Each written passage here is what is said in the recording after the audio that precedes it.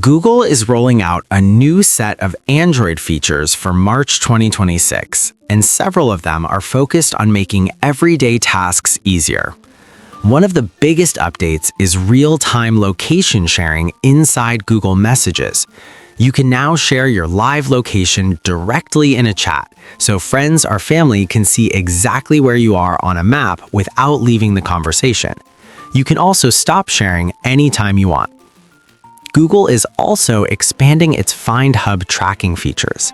If you attach a tracker tag to your luggage, you can now share its location link directly with participating airlines. That means if your bag gets lost, the airline can use the tracker location to help find it and return it faster. Another update is coming to Google Play. The Play Store will soon show short-form videos that demonstrate how apps work. Instead of just reading descriptions or looking at screenshots, you'll be able to watch quick clips showing what the app actually does before downloading it. The goal of these updates is simple: make Android more useful in everyday situations, whether you're coordinating with friends, traveling with luggage trackers, or discovering new apps. And like most Android feature updates, these changes will roll out gradually over the next few weeks, depending on your device and region.